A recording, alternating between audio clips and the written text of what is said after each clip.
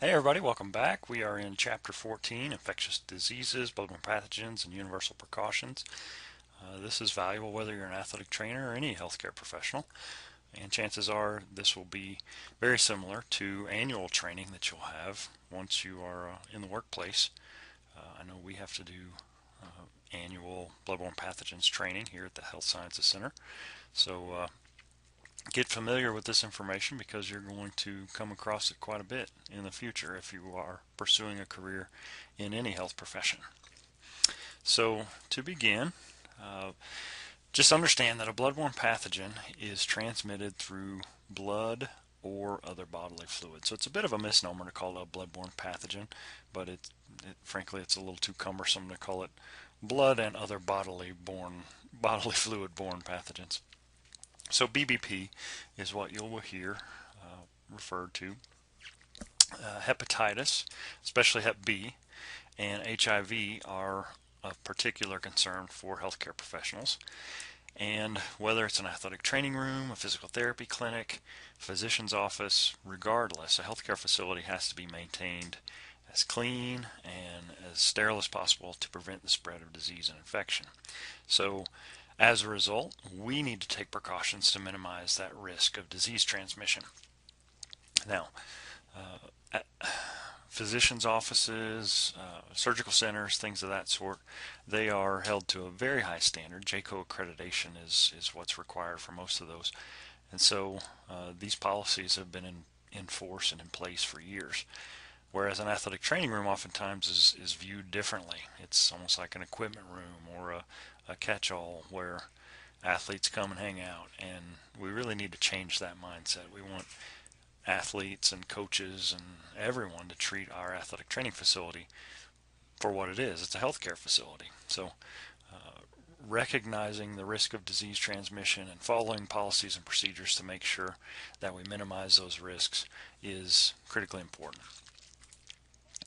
Now, an infectious disease involves a host's invasion by a microorganism. So the host could be a pet, could be a person, and that microorganism is referred to as the pathogen. This causes some sort of disruption of vital body processes. Okay, so the immune system, ordinarily at least, will react and defend the body against this invader. Okay, so this initial immune response typically involves fever, elevated body temp, inflammation, other types of symptoms that will present in the patient. Most commonly, these pathogens are bacterial, viral, parasitical, or fungal. We deal quite a bit in athletic training with bacterial infections, and these have been of increasing severity and importance in recent years with the spread of things like MRSA infections, methicillin-resistant staph aureus infections. But that doesn't mean that that's all we deal with. Okay.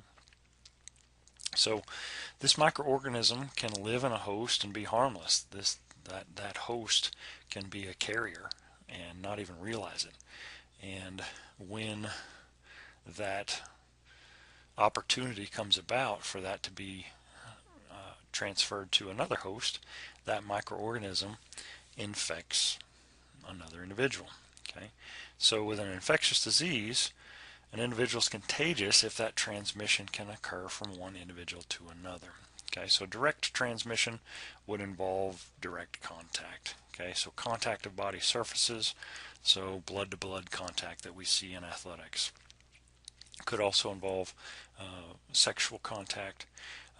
Droplet spread, this was a huge concern at one point when we had, I don't know if you call it an outbreak, but there was a lot of concern over the spread of Ebola or Zika virus, and the concern was whether or not that disease would be transmitted airborne.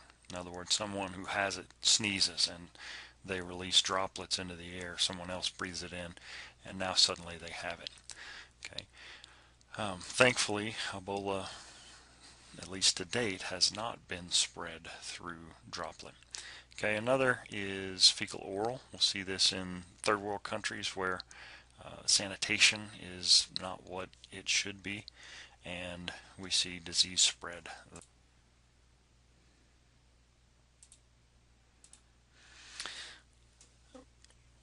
Indirect transmission, on the other hand, occurs when this disease is transmitted through some sort of other medium. Okay, instead of being contact to contact, there's some other intermediate step. So this could be through an object, disease transmitted via water, through food, foodborne disease. Could be towels. We see this in athletics a lot of times. Someone dries their face off from sweat, toss the towel away, somebody else picks it up, and now suddenly they've received that pathogen.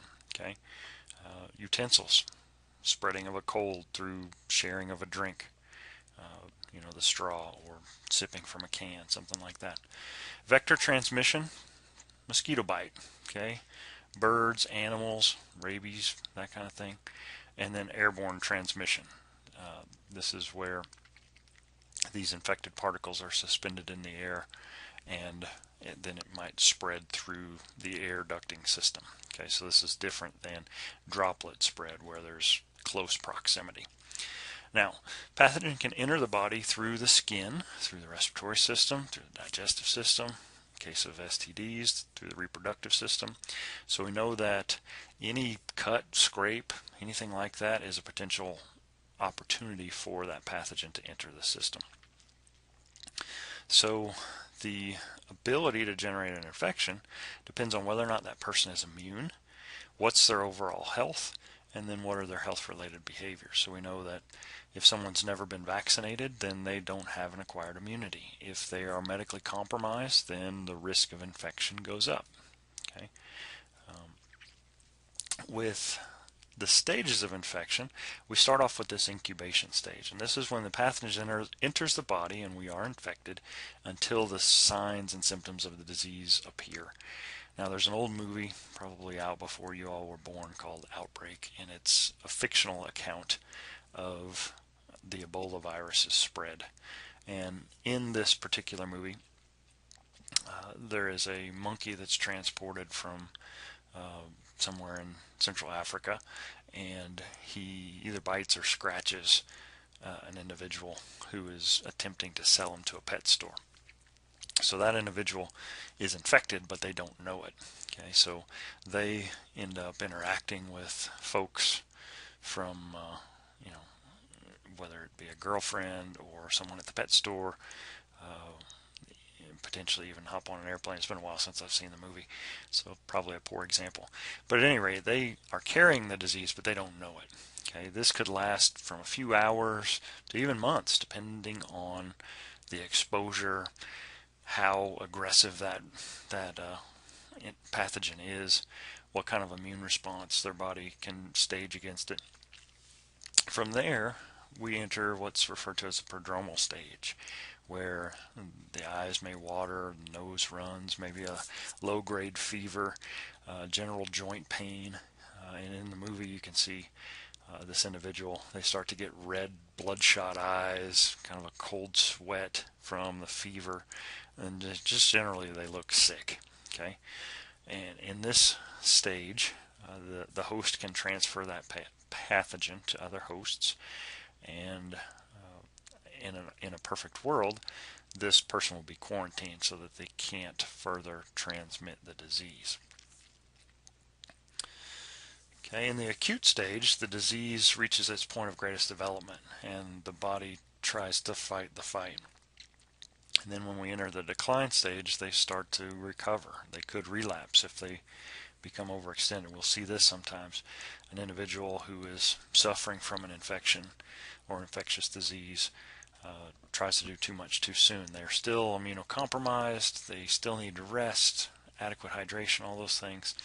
And so they could relapse or even worsen if they try to do that too soon.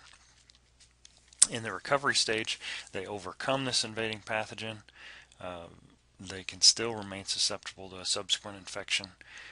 They may have built up an immunity, and they may be resistant to future exposure. That may or may not be permanent. Okay, so our immune system is comprised of a couple of different components. First of all, mechanically. Okay, so the skin is our primary defense. It separates the internal body from the external environment, and that's where skin health is critically important. One of the things you're often told when you go to have surgery, one of the risks for everyone is infection. If they're going to cut into your skin, there's an opportunity there for an infection. That used to be a relatively mild, minor, we really didn't think much about it. But increasingly, that has become a very valid concern, with the risk of staph infections and other things that could really compromise recovery.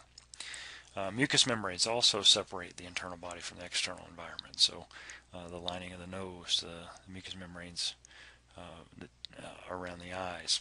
Okay. We also have a cellular system that kind of fights from within. So this seeks out, eliminates, and disposes of microorganisms, foreign proteins, antigens. And our immune system consists of T cells and B cells. Okay, so they basically circulate through the system looking for foreign invaders that they can seek out and destroy. Now, an antigen triggers the white blood cells, the leukocytes, and the macrophages to locate and destroy these antigens. Okay, and this is why the HIV infection is so problematic, is because it actually attacks us at the level of the immune system and compromises the body's ability to mount an immune response. Okay, so ordinarily these T cells facilitate the macrophages, which engulf and destroy any foreign matter.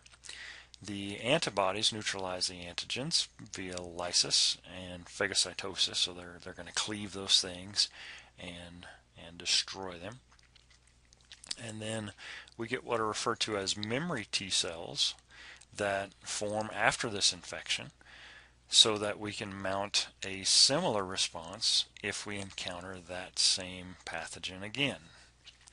And that's why if you've had chickenpox, you are highly unlikely to ever get chickenpox again, because you have already developed an immunity to it. Same thing holds true for immunizations. After we manage those invading antigens, it's prime for future encounters. We've got this acquired immunity. We developed it because we were exposed to it, and the next time our body sees that, it remembers, oh, I remember what this was, and I can fight this infection. Okay. Artificially, this is developed through vaccines and immunizations, and then passively when weakened antibodies are injected. Okay. This gives us important protection against infectious disease. Now, there's a big debate between those that think vaccinations are wrong and those that think that it's right, but I'll tell you, most school districts will require them, and I go along with what they say. So oftentimes our student athletes need them. So diseases that commonly we'll have vaccinations for, DPT, we'll see these together: diphtheria, pertussis, tetanus. Hep B, which is a series of vaccinations.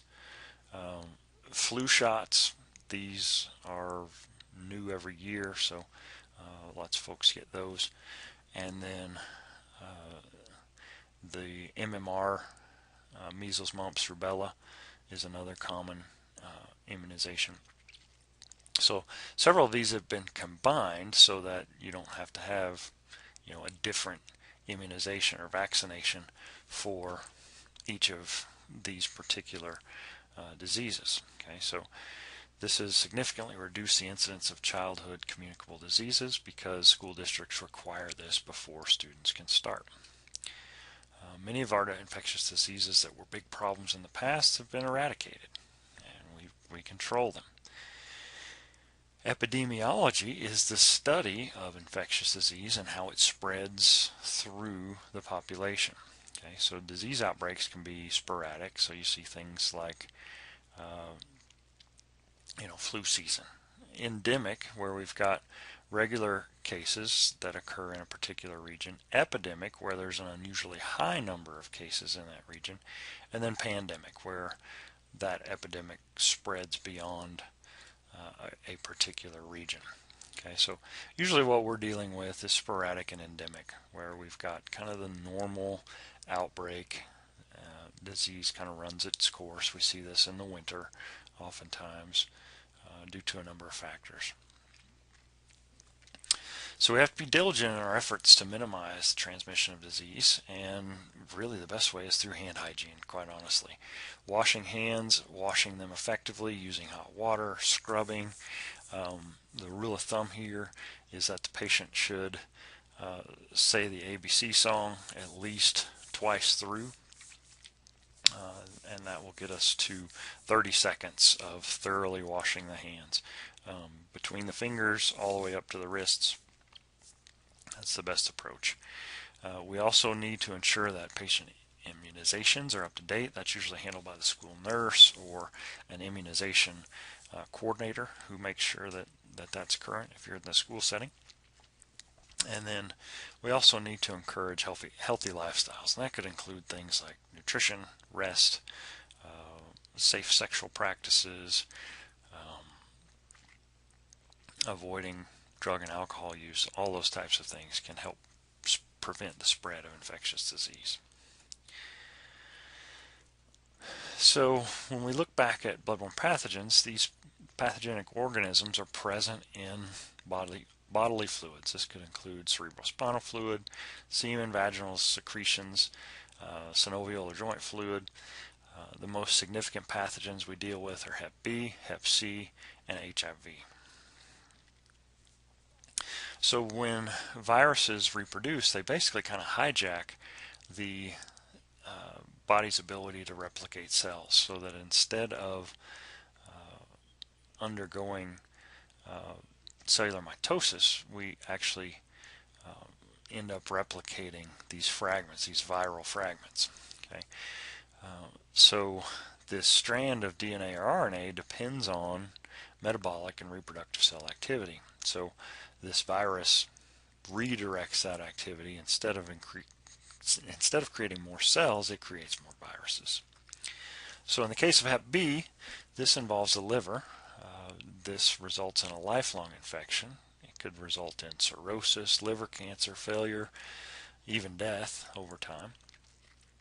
And this is most commonly spread through unprotected sex or the sharing of needles. So in a lot of communities where intravenous drug use is particularly problematic, one way of preventing the spread is to provide sterile needles. Okay, the concern being they're going to use them.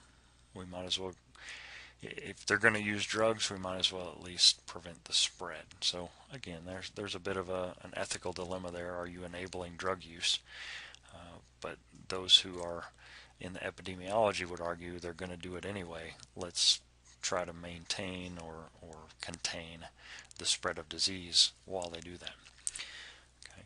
Individuals who have been vaccinated for Hep B are at virtually zero risk of infection, and there are somewhere in the neighborhood of 350 to 400 million people infected with Hep B worldwide. This is, I won't say commonly, but that's kind of a startling number. 8,700 healthcare workers contract Hep B every year, with 200 of those ending in death, even though most places require Hep B immunization, or the Hep B series.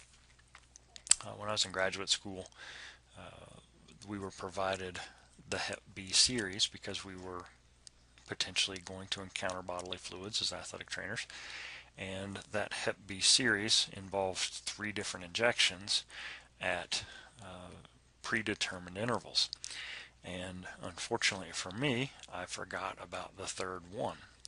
So I had my first injection. A few weeks later, I had my second, and then I missed the 3rd. Well, at that point, I had to start all over. Okay, so that 3-part Hep B immunization had to start from scratch. So signs and symptoms that you have Hep B, usually like we talked about, flu-like symptoms, fatigue, weakness, low-grade fever, possibly jaundice, the yellowing of the skin. It's possible that that individual might not exhibit any signs and symptoms, and they've got the antigen, they're just a carrier, and they can unknowingly transfer Hep B to someone else who is susceptible to it. Chronic active hepatitis may occur because of an immune system problem that prevents complete destruction of those virus-infected liver cells. Now, they may test positive for that antigen within 2 to 6 weeks of presenting with symptoms. The vast majority of these patients are going to recover within 6 to 8 weeks. The best approach to preventing Hep B is prevention. Okay, if it's wet and it's not yours, don't touch it. That's kind of a rule to live by. Good personal hygiene, avoiding high-risk activities. Hep B can survive in blood. It can survive in dried blood or on contaminated surfaces for at least a week. So proper disposal of anything that's been soiled with blood, whether that's sharps, whether that's gauze pads, that all gets disposed of appropriately. If it's sharp, it goes in a red sharps container that can't be penetrated by the blade. If it is regular soiled soft goods, then it goes in a red bag. Okay, so things like gauze pads, bloodied gloves, those types of things, and we ensure that we don't come into direct contact with them. Vaccination against Hep B should be provided by the employer. Athletic trainers should be vaccinated. This is a 3-dose vaccination over the course of 6 months. After that second dose, 87% will be immune, and then 96% after the third dose. So it's not foolproof, but you see the difference there. After someone knows they've been exposed, there is a post-exposure vaccination available, so that even if you hadn't been vaccinated against it, if you know you've encountered it, you can get that right away. Hep C, on the other hand, is a little different. We can contract both acute and chronic liver disease from Hep C. This is the most chronic bloodborne infection in the U.S., and it's the leading indication for liver transplant. Okay, the majority of Hep C patients have no signs or symptoms. They may present with jaundice, mild abdominal pain, just kind of this lingering malaise that lasts for weeks or even months. Okay, this is periodically spread through sexual contact, but most commonly it's spread through blood contact or needle sharing. Okay, there is no Hep C vaccination or immunization rather. There are a number of tests available to check for it. Just because someone tests negatively does not necessarily mean they have no infection. Okay, interferon, ribavirin are the two drugs that are used. This can also be exacerbated by alcohol consumption, so want to be careful there. HIV, on the other hand, is a retrovirus that combines with the host cell, and it attacks those cells that are designed to mount an immune response. So the reason why this is particularly challenging is because it is attacking the very cells that our body relies on to fight infection. So it's attacking our immune system kind of at its root, so to speak. This is transmitted by infected blood, other bodily fluids. An individual presents with kind of crushing fatigue, weight loss. They may have muscle or joint pain, painful swollen glands, night sweats, low-grade fever. This may go on for years before signs and symptoms develop. Most individuals that acquire HIV will eventually present with acquired immunodeficiency syndrome, or AIDS. Now, this is not nearly as newsworthy, prominent as it once was. There was a time in the late 80s and early 90s when HIV infection led to any number of discrimination. There were cases where there's the Ryan White case, kid in Indiana who contracted HIV through a blood transfusion. Um, HIV initially was noted in the homosexual community in the United States, and so there was a lot of misinformation and a lot of outright wrong information about how HIV was transmitted. It made its way through our blood banks early on because we didn't know about it. We didn't know to screen it. So it was entirely possible to acquire this infection just via simple blood transfusion. So high profile cases, Magic Johnson, probably one of the most notable. And there were a lot of questions at the time. Should he be allowed to continue to participate in the NBA, or should he not be? And there were players who came out and said they wouldn't play against him. They didn't want to touch his sweat. They didn't want him to be able to spit on them, or, you know, there was just misinformation. So we've come a long way in education regarding HIV, but we still know that if a patient with HIV lives long enough, they will most likely eventually develop acquired immunodeficiency syndrome, but it's not an absolute if this then that. So AIDS is a collection of signs and symptoms that are recognized as the effects of the HIV infection.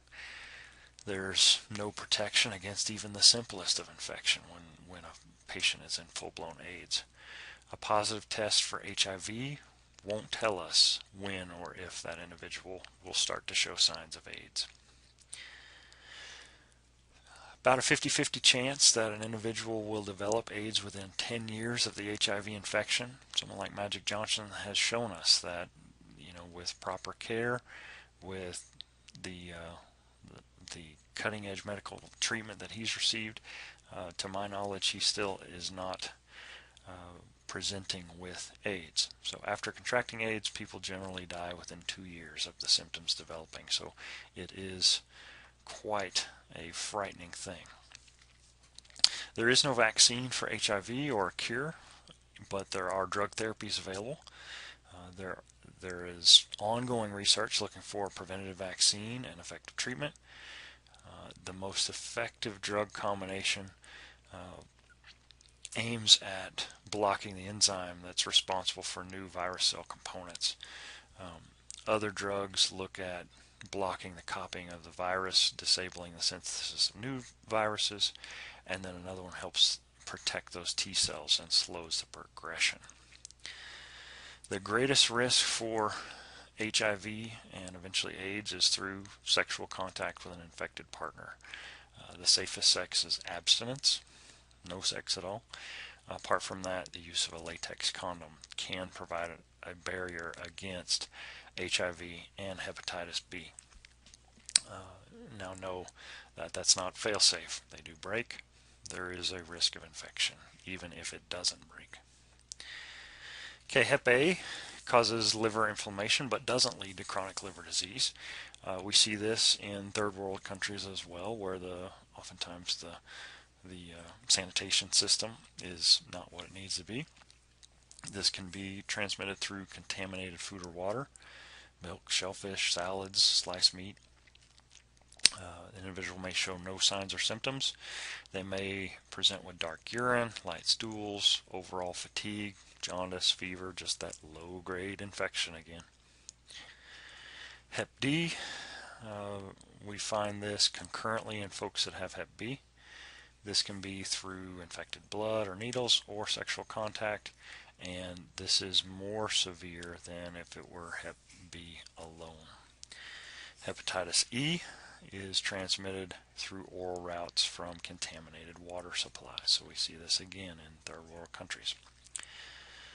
Now we know that the chance of transmitting HIV is low in athletics, but it's not zero.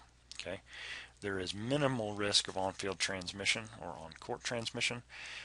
Any sport that involves close contact along with minimal protective gear presumably has a greater risk of transmission. That can include martial arts, MMA, wrestling, boxing. Other contact sports like rugby, football, field hockey, lacrosse also pose a risk, but depending on the amount of protective gear, that risk may be greater or lesser. Athletes are subject to our policies and procedures. Every student in our program is required to seek out the bloodborne pathogens policy at their clinical site. They have to know what the institutional policy is for disposal of blood and what to do in the event of an exposure. Okay. A number of sport professional organizations have established policies to prevent transmission, and then other organizations have developed education programs much like this, much like why you would take this year in and year out at your institution.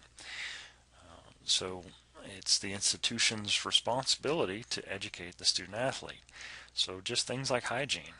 Increasingly, student athletes don't shower before or after practice.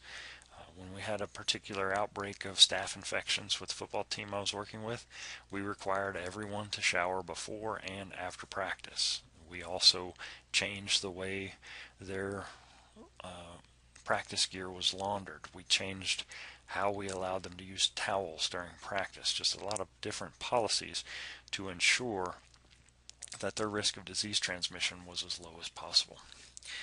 At the high school level, we should also educate our parents. Okay, doing their laundry for one is one way we can help.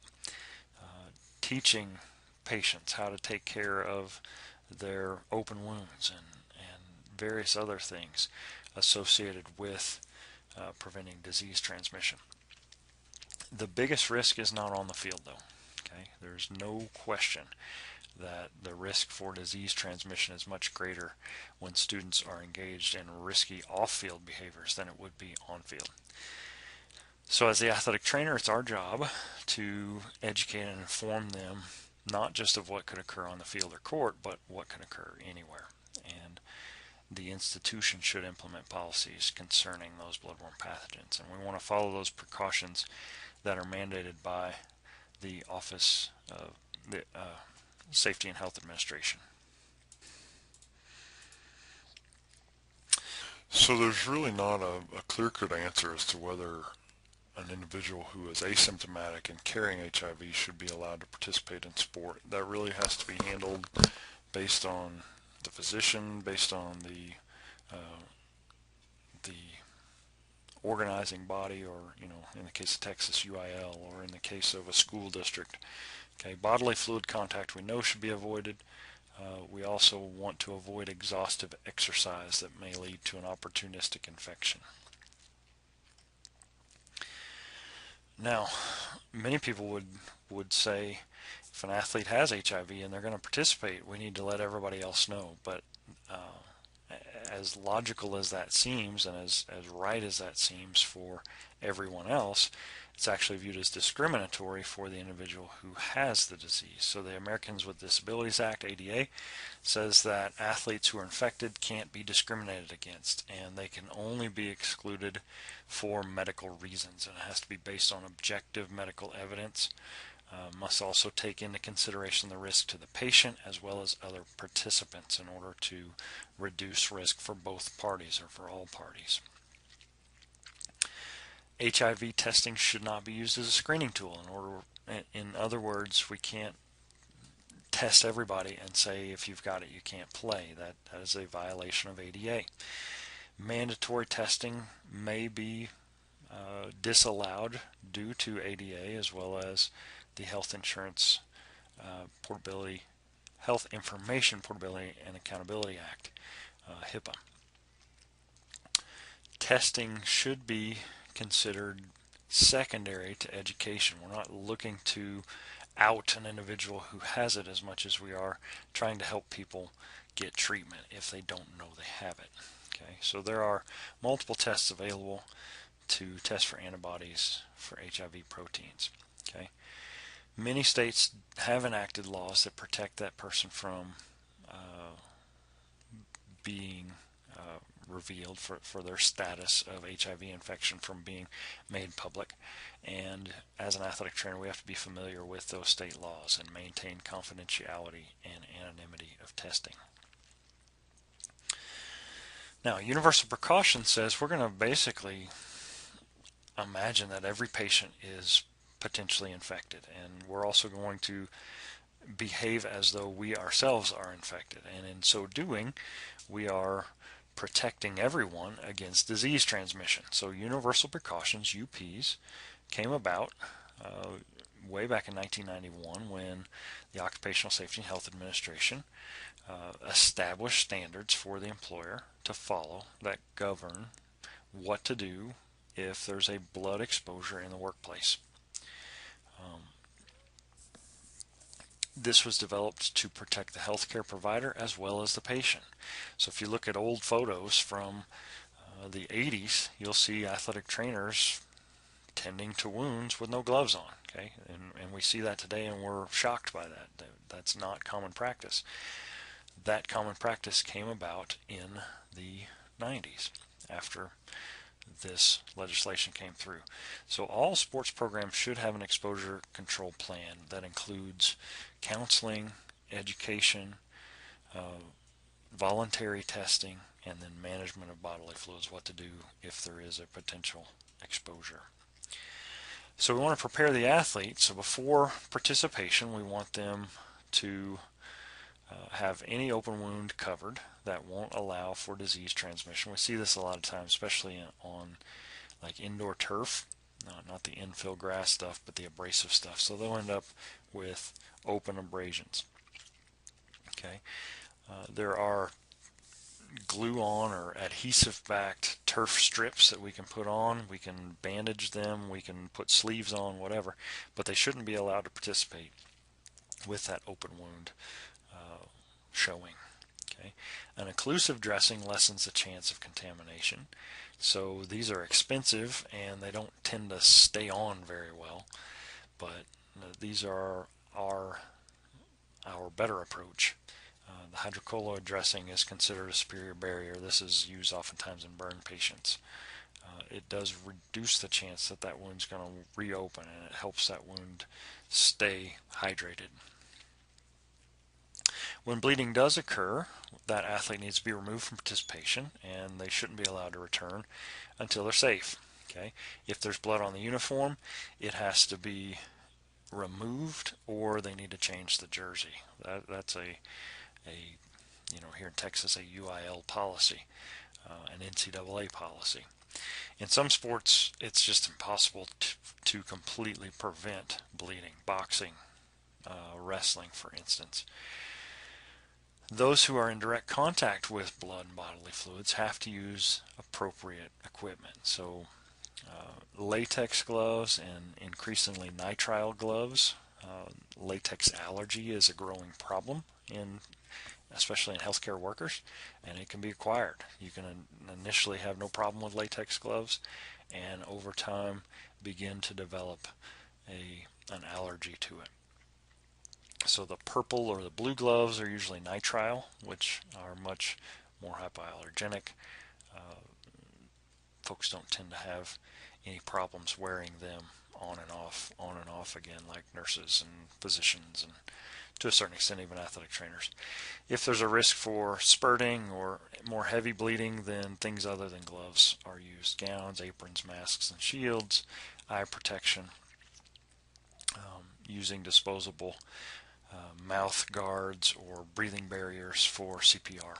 Okay, so our emergency kit should have gloves, a resuscitation mask, and then disinfectant towelettes for cleaning the skin. Removing the glove properly. So it's one thing to have gloves, but it's another to use them properly. Okay, so these are nitrile gloves, you see, and you notice if there were blood on all the fingertips, the patient's skin never comes in contact with the blood. So what we do with removing this glove is, you notice they're going to pinch in the palm and pull that glove inside out. Well, the inside surface is clean. There's no risk of getting bleeding there. So once that glove's pulled inside out, we use that inside out surface to pull the glove off the other hand. Okay. Double gloving is suggested when we've got severe bleeding or when we're using sharp instruments. They can rip or tear. Gloves are available in multiple thicknesses, so if you find yourself in a situation where your gloves are failing a lot, maybe it's possible to go to a thicker glove. The ones I use, I actually get them in Harbor Freight. They're mechanics gloves. They're thick, they're black. Uh, they don't tend to tear as easily. Okay. Um, After we remove the glove, we wash our hands immediately and use an anti-germicidal agent. For athletic trainers, these non-latex gloves are recommended. As we said, contact dermatitis, other types of allergies to latex are an increasing concern. Uh, and for some, they don't have a problem with it initially, but with repeated exposure, day in and day out, they acquire an, an allergy to that latex. Okay, um, so best approach: use the colored gloves. They look better. Not that you wear them because they look good, and they're less likely to trigger an allergic reaction. Okay, other things to consider. We want things like biohazard bags. This one's clearly marked, but it's clear. Oftentimes they're going to be just solid red. Red bag waste is a term we use for bloodied gauze, bloodied towels. You want to be careful here. Lots of times we'll tear open gauze pads and we'll use the gauze and we'll dispose of it in the red bag. Well, it's real tempting to throw the paper wrapper and all the other stuff away, but red bag waste is actually very expensive to dispose of, so there's no need to throw away trash that is not soiled in our biohazard bags. So we throw anything that's potentially soiled in the red bag. Anything that's not, without question, we throw away in the regular trash can. Okay. um, so we have those receptacles readily available. We also want to decontaminate areas after we've managed the wound. We don't worry about this while we're dealing with bleeding, but after the fact we need to protect other athletes, other patients rather, from a risk of infection. So we use something like Mat Guard, Dispatch, which is a bleach solution, usually a disinfected solution. We want to mix, if we're using bleach, we want to mix it fresh because its ability to inactivate viruses can be compromised if it's not mixed fresh. Um, we want to launder clothing and other towels, things of that nature, in hot water, at least 160 degrees for 25 minutes. And that was one of the things, like I said, we had a lot of infections kind of spreading through our football team, so I brought our health inspector in, and one of their recommendations was for us to turn up our water heater so that the laundry was being washed hotter for longer.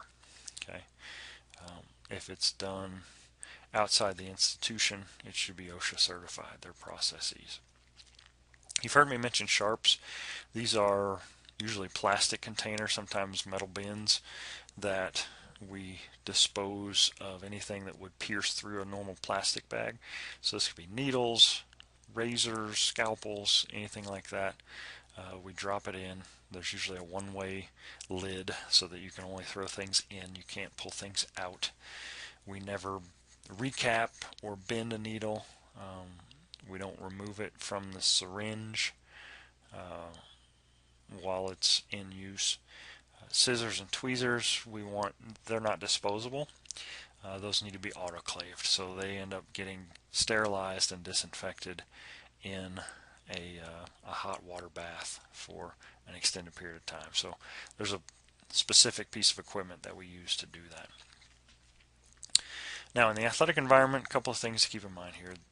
OSHA guidelines were initially developed for the workplace, but they're still designed to protect coaches, ATs, and other employees. Okay, coaches don't generally come into contact with blood, therefore their risk is reduced, but as the athletic trainer, it's our job to care for those wounds, so our risk is greater.